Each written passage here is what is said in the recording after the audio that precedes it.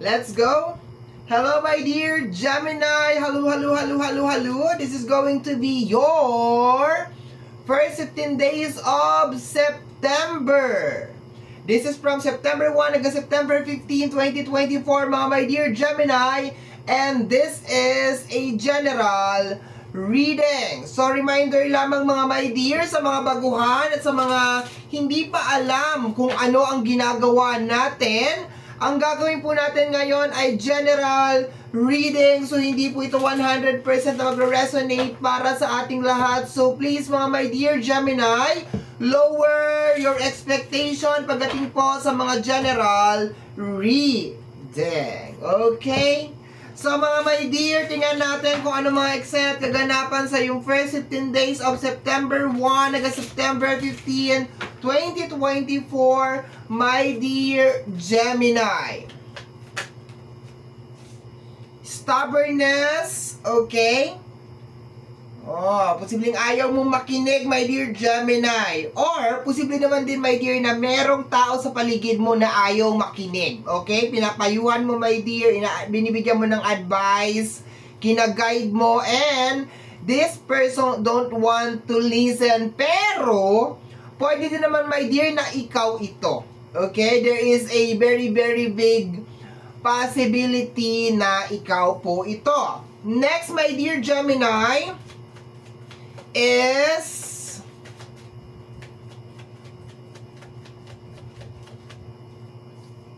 energy of loneliness. Okay? Lonely is the night when okay. Umuga. Okay lang, may nag-a-adjust kasi dun sa likod. Na, so pag umuga ang camera, wag na kayong magtaka. Kasi may nag-a-adjust na mag-focus siya sa card. Okay. So, my dear, energy of loneliness. Okay, kalungkutan. So, posible nga talaga, my dear, na nalulungkot ka kasi hindi ka pinapakinggan. Okay? So, yun na nakukuha ko dito. Kasi ano pa ba ang dahilan para malungkot ka? Maliban sa, syempre, pag hindi nakikinig sa'yo, parang kaibigan mo lang yan, my dear Gemini, yung payo ka ng payo sa kaibigan. Ako may ganyan akong kaibigan, my dear Gemini, yung emote ng emote, payo ng payo, tapos papayuhan mo, wag na, hiwalayan mo na siya, tama na yan, tapos bukas makalang magkasama na naman ulit. Di ba nakakalungkot? Yung ikaw mismo nakikita mo, my dear Gemini, na ginagago siya ng kaibigan niya or niloloko siya ng somebody, tapos ikaw nagpapayo ka sa kanya, tapos ayaw niyang makinig, di ba nakakalungkot yon? So, mayroong loneliness, may kalungkutan. Okay. Ang dami, dapat 3 lang to. Okay, we have here the energy of curse or energy ng hate. Okay? So, nagagalit ka. Teka lang ha. We have here the energy of good news. Okay? And we have here the energy of relaxation. Okay. So, ayusin lang natin ang very, very slight. Ang nakukuha ko dito, my dear Gemini, is, una sa lahat, hindi ikaw yung may stubborn na energy. Okay? Ito, my dear, ay energy ng outside. Okay? Labas. So, nalulungkot ka, energy ng loneliness over here, merong galit or energy ng hate. Ayoko mag-focus, my dear, na porket curse ang nakalagay dito ay sinusumpa. Posible din naman na sinusumpa mo, galit na galit ka, dahil sobrang galit mo, sinusumpa mo siya, pero this is just more on hate. Ang maganda lang dito, my dear, is you will be receiving good news sa first 15 days of September na magti-trigger ng pagkalma ng iyong energy. Kaso, dito tayo mag-focus. Meron kang pinapayuhan. Ginagabayan mo, my dear Gemini. Ayaw makinig. Nagdudulot to ng matinding kalungkutan sa'yo, my dear. No, nagdudulot ng matinding kalungkutan sa'yo na umaabot na, my dear, sa gigil at sama ng loob. But, you will be receiving good news na magti-trigger sa energy ng relaxation. Okay? So, tingnan natin, my dear, additional cards tayo, my dear. Let me see. Pyramid spread tayo, mga my dear Gemini. First card, my dear Gemini, is Energy of Hermit. Pagsisisi, my dear. Okay? Nagko-focus now.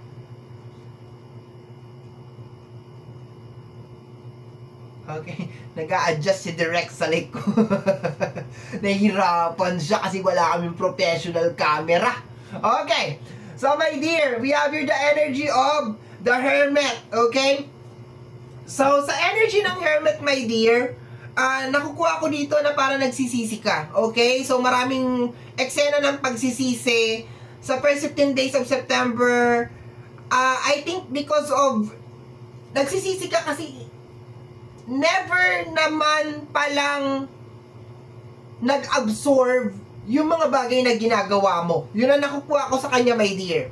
Okay? There's a tendency, my dear, na nakakatanggap ka ng blessing or nakakatanggap ka ng good news sa buhay mo, my dear. Nakakaranas ka ng blessing, magandang opportunity na posibleng sineshare mo sa loved ones mo. And nakakainis lang, my dear, kasi parang sa dami mong sinabi, sa libo-libo mong sinabi, sa libo-libo mong advice, parang hindi sila natututo. Yun ang nakukuha ko na energy. So, mayroong konting Hermit. Okay? So, let me see, my dear, next card. Let me see, we have here the energy of the Fool card. Okay? So, sa energy ng Fool card, my dear, nakukuha ko na yung panghihinayang. Okay? Yung panghihinayang na bakit ngayon ko lang to na-realize? Bakit ngayon ko lang to naramdaman? Na parang wala naman palang mangyayari. Ibig sabihin, my dear Gemini, you are putting your effort sa isang bagay or isang tao na hindi naman talaga karapat-dapat.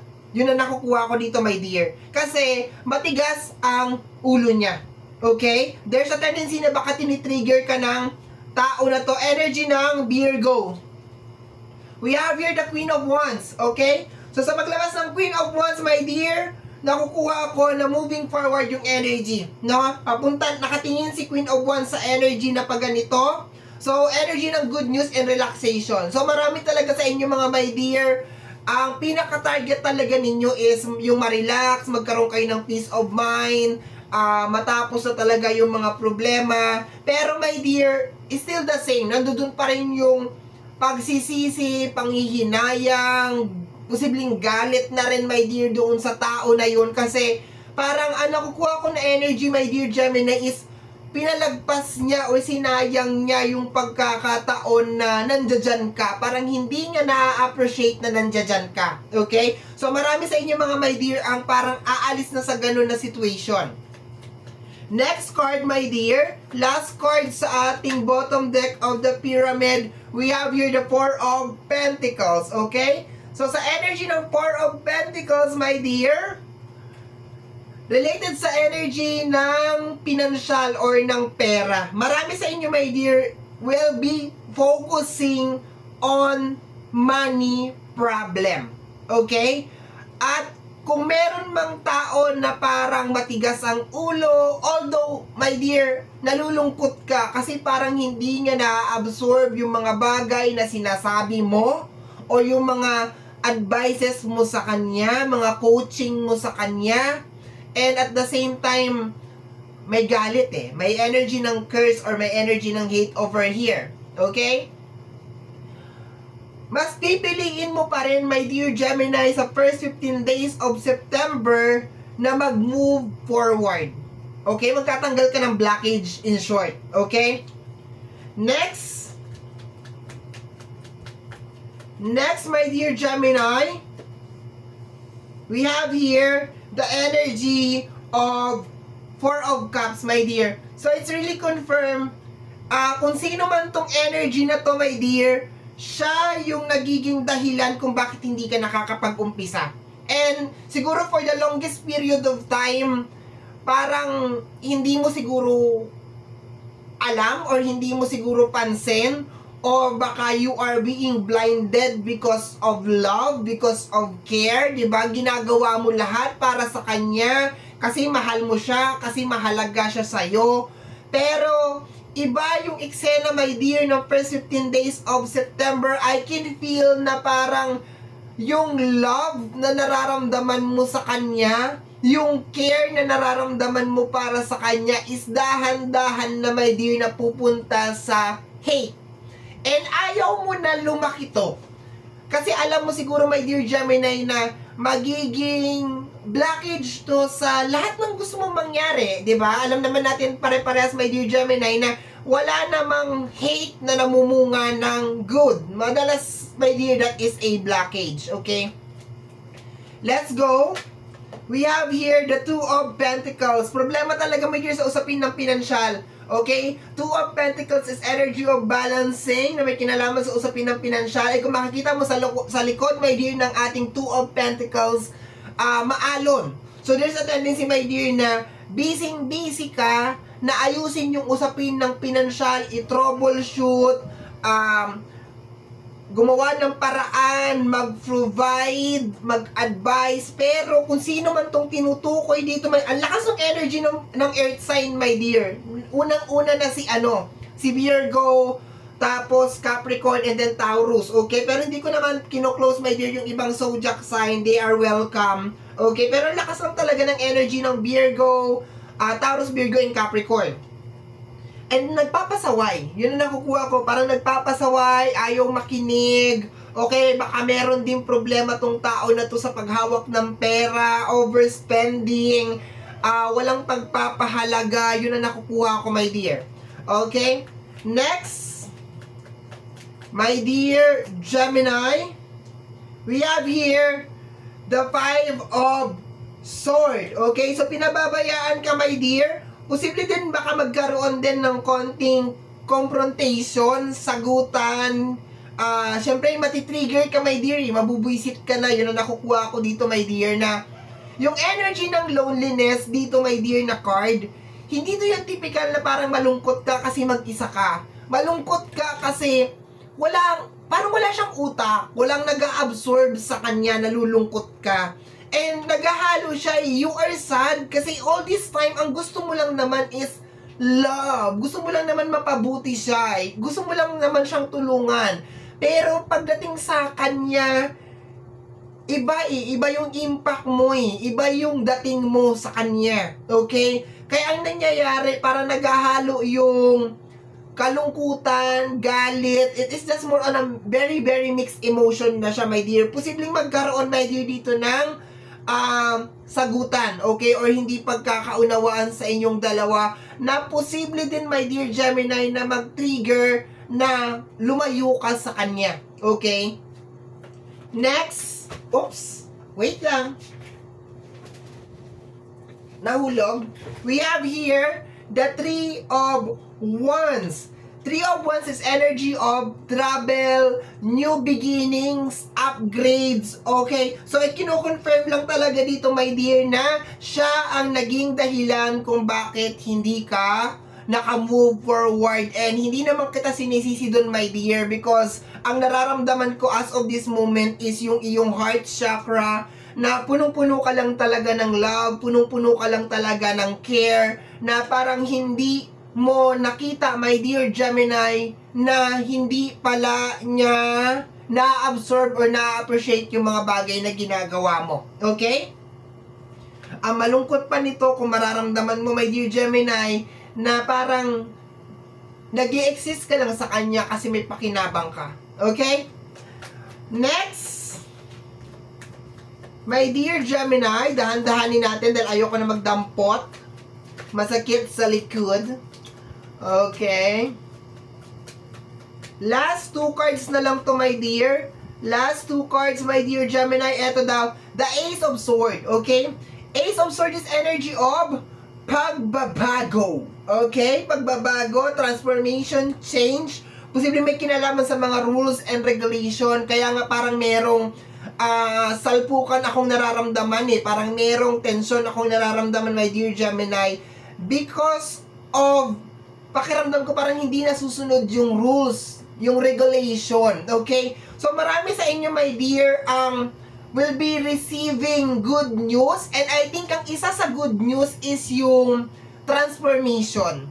na parang hindi na to nagsiserve. Parang blockage mo to, my dear Gemini, and posibleng awakening, my dear, kasi meron kang relaxation dito na card eh. So para maging malaya ka na, my dear, maging relax ka na, okay? And alam naman natin, my dear, when we are cutting negative energy or blockages, sumusunod na talaga ang abundance, okay? Last card, my dear Gemini, first 15 days of September, Gemini, we have here the Knight of Cups, okay? This is more on offering, my dear, okay? Marami sa inyo, Emperor energy of success, bottom deck of the card, my dear. Marami sa inyo, my dear, ang aayusin na ninyo yung pinaglalaanan ninyo ng energy, okay? Masakit man sa puso nyo, my dear, mahirap man gawin, pero mas pipiliin na ninyo yung sarili ninyo. Okay? Mas pipiliin na ninyo, my dear, na magkaroon ng kapayapaan, magkaroon ng peace of mind, mapabuti ang buhay mo. Kasi parang pakiramdam ko, my dear, for the longest period of time, parang nakafocus ka talaga, my dear, na makatulong sa iba. Wala namang masama, my dear Gemini, na makatulong ka sa iba. Pero depende kasi yun sa taong tinutulungan mo. Okay? Dapat when we help somebody, my dear Gemini, we need to make sure that kung ano man yung tinutulong natin dun sa tao is very much appreciated and very much cared of. Yung pinapahalagahan talaga. And of course, ginagamit ng tao na yun, yung effort mo, yung love mo, yung care mo, para mapabuti ang kanyang sarili. Pero, kung for the longest period of time, my dear Gemini, wala talagang nangyayari, I guess, kailangan natin pabayaan na yung tao na yun. Kung saan siya masaya, suportahan na lang natin. Okay?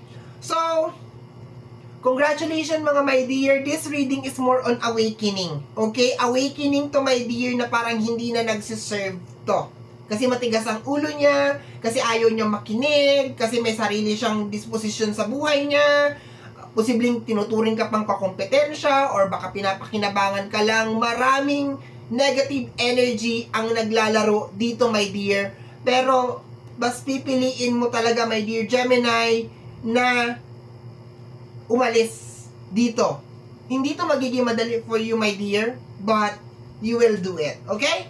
So, my dear Gemini, yan ang reading mo para sa yung first 15 days of September. Somehow, my dear, kung nagustuhan mo to, especially kung napadaan ka lang, don't forget to subscribe. Pakiclick lamang po ang notification bell para ma-update ka po sa aking mga upload. And of course, my dear Gemini, free to like, free to share, free to comment sa lahat ng ating mga videos. Once again, my name is RJ, also known as Apo J. Maraming salamat po. And until next time. Bye-bye. Thank you, my dear.